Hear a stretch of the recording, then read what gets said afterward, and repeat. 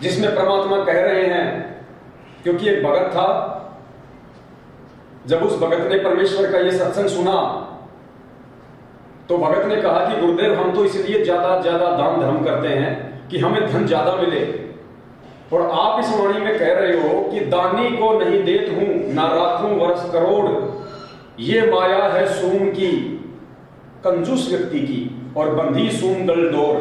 कि ये जो माया है ना, माया, जो भगत मुझे दान करेगा ना उसको मैं धन नहीं दूंगा, ये धन ये माया मैं उस कंजूस भगत को दूंगा, उस कंजूस व्यक्ति को दूंगा जो केवल धन प्राप्ति के लिए ही मेरे से जुड़ा हुआ है, ना कि मोक्ष के लिए। तो फिर भगत ने कहा कि परमेश्वर, यदि आप अपने दानी भगत को धन नहीं दोगे तो क्या दोगे? तो परमेश्वर ने कहा कि दानी को तो देत हूं ज्ञान ध्यान विश्वास, भक्ति गरीबी बंदगी जो निपजे निज दास।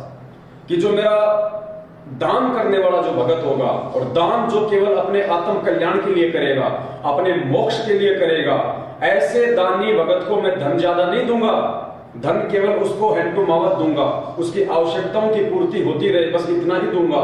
मीठा मीठा उसको धन का अभाव रहे ताकि वो परमेश्वर को याद करता रहे, इतना ही दूंगा। बाकी उसको क्या दूंगा? दानी को तो देत हूं, क्या क्या देगा परमेश्वर? मालिक ने कहा कि दानी को तो देत हूं ज्ञान ध्यान विश्वास भक्ति गरीबी और बंदगी। क्या कहा परमात्मा ने?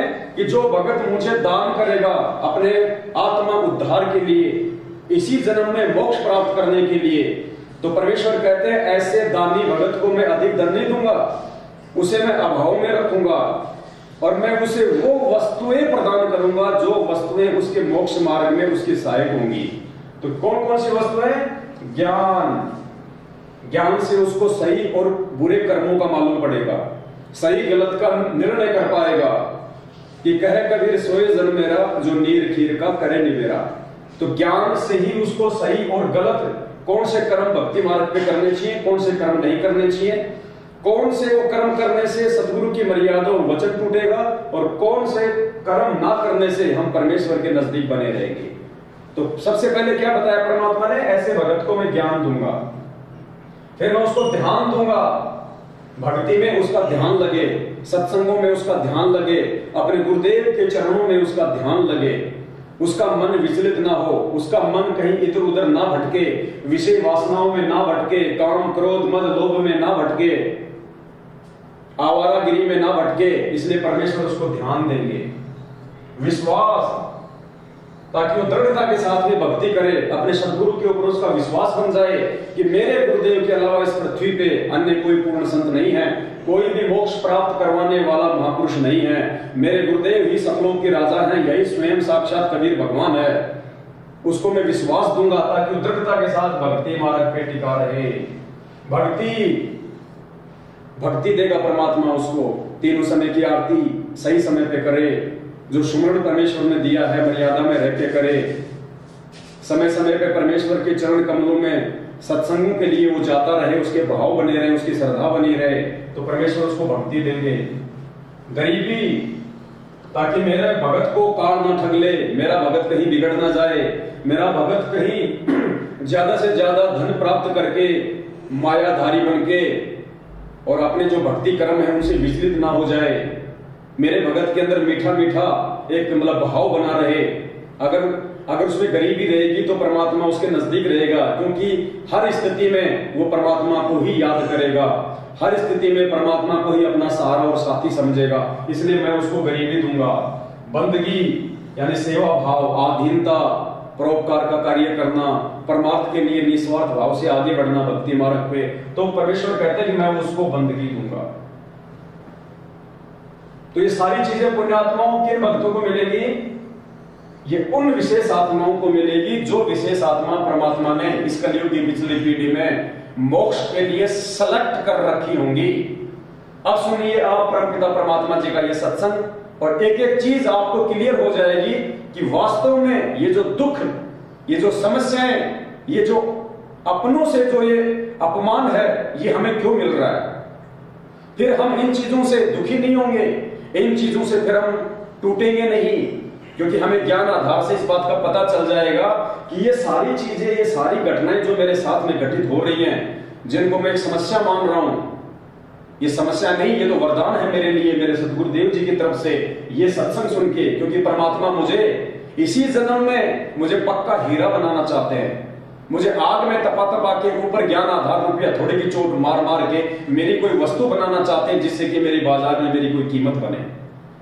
ये सत्संग अब आपको समझाएगा कि परमेश्वर दान करने वाले भगत को अधिक धन क्यों नहीं देता, भक्ति करने वाले भगत को परमात्मा थोड़ी बहुत दुख और तकलीफों में क्यों रखता है, और कैसे वो दुख और तकलीफ हमारे लिए वरदान है, और कैसे वो माया आगे चल के भगत के लिए संकट बन जाती है। ध्यान से ये सत्संग सुनिए परमपिता परमेश्वर जी का।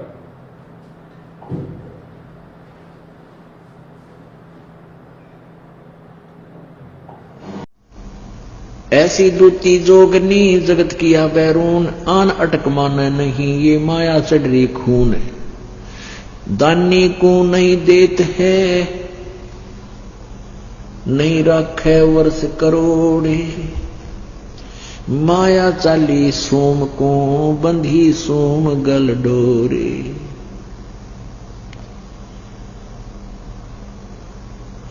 अब क्या बताते हैं कि परमात्मा माया, जो दानी व्यक्ति होते हैं वो संग्रह संचन नहीं करते, और जो सूम होते हैं, जो कंजूस होते हैं, उनके पास माया का संग्रह घना होता है। तो क्या बताते हैं, या माया मेहरी भई गई सोम दरबार, दानी के नहीं जात है के कारण करतारे। दानी को तो देत हूं मैं ज्ञान ध्यान विश्वास, और भक्ति गरीबी बंदगी जो न्यपजय निज दास। शील संतोष विवेक जो दया धर्म कुल साज, ज्ञानी गलता न रहे ना ममता की दाज। अब यहां प्रश्न उत्तर आप ही कर रहे हैं परमात्मा के, हे परमात्मा, या माया जो है दान करने वाले भगत के घर पे, दानी के घर इतनी माया जैसे औरों के पास होती है, लोग दिखावा करते हैं, तो भक्ति से परिचित व्यक्ति इस माया के घना पीछे नहीं लगता। तो यहां प्रश्न किया है कि दानी के नहीं जाते हैं क्या कारण करतार। तो परमात्मा कहते मैं अपने भगत के पास इस विष को घना नहीं रहने देता, और ज्ञानी दानी को तो देत हूं मैं ज्ञान ध्यान विश्वास, और भक्ति गरीबी बंदगी ही जो न्यपजय निज दास। कहते हैं अपने जो दान करते हैं उनको भक्ति गरीबी आधीनी और भक्ति गरीब बंदगी देता हूं, ताकि मेरी आत्मा इस काल के जाल से निकल सके। और माया तो इस जीव की बेड़ी है, गले पैरों में पड़ जाती है। शील संतोष विवेक जो दया धर्म कुल साज, यानी भक्त को तो मैं शील संतोष विवेक, विवेक क्या बताते हैं कि जैसे यही विवेक है भाई, माया परमात्मा साईं इतना दीजिए जिसमें कुटुंब समावे, हम भी भूखे ना रहे अतिथि ना भूखा जावे।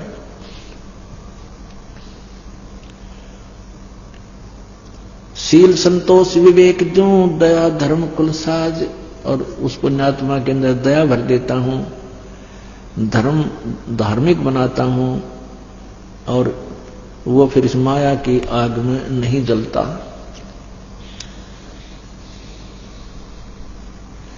माया प्रत्यक्ष काल है ये माया प्रत्यक्ष देव, और माया राजक राम है भोजन जोगी सेव। घेरे घारे काल है और सच्चे सर्वस जाए, ले डूबे गीतास को या माया जीवित खावे। कहते हैं जो संचित करते हैं, जोड़ते हैं, संग्रह करते हैं, वो तो खराब करेगी, ये तो काल है तेरा। भक्ति में स्नान करे आगे से मत रोक, चलती को तू चलन दे हंसा पावे मोख। साच बाच कर क्या कह रहे ये मुक्तारेणा संत, भोजन जोगी लीजिए या के बड़े बड़े दंत। गरीब रावण का कुल वंश सोने डूब गया दैमाही, रावण का कुल वंश सुन डूब गया दैमाही, और संचत संचत ना थक्या और पाया गाम न ठाई। माया कहते रावण के लिए माया जोड़न तो छह क्या नहीं, और फिर कहते हैं कि तो नामो निशान नहीं रहा हुआ, माया यही रहेगी। माया जोड़ सूम लगी पाप की पीठ, और साधु नैन ना देखते ये माया कौआ बीट। भक्त हैं, संत हैं, कहते हैं ये माया के ऊपर आसक्त नहीं होते। क्या बताते हैं, इंद्र दा राज कागदा बिस्टा। परमात्मा कहते हैं जब आपको ये ज्ञान हो जाएगा ना, सच्चाई इस मालिक का तत्व ज्ञान, तो आपके लिए स्वर्ग का राज भी काग की बीट दिखाई देगी। पुण्यात्मा बहुत बुरी तरह बांध दिया अपने को यहां काल भगवान ने। अब इस यहां से आपका मन हटाने के लिए ये एंटीबायोटिक कैप्सूल दिए जाते हैं परमात्मा के इस तत्व ज्ञान के, और इनको बहुत गहराई से आपने सुनना है, बहुत सावधानी से और गहराई से विचार करना है, तब आपके अंदर इसका रिएक्शन होगा। आप अंधे हो रहे थे माया जोड़ने में, आगा पीछा कुछ नहीं देखते थे, हम सभी ऐसे ही थे। जब से मालिक का ये ज्ञान हुआ है, ओए होए, उसी दिन से एक नया परिवर्तन आत्मा में आपा आ जाए, क्योंकि ये अंदर रिएक्शन करती है परमात्मा की वाणी, ये वैसी नहीं होती एंटीबायोटिक है, ये एकदम अंदर से बदलाव शुरू होगा, लेकिन थोड़ा समय अवश्य लगता है।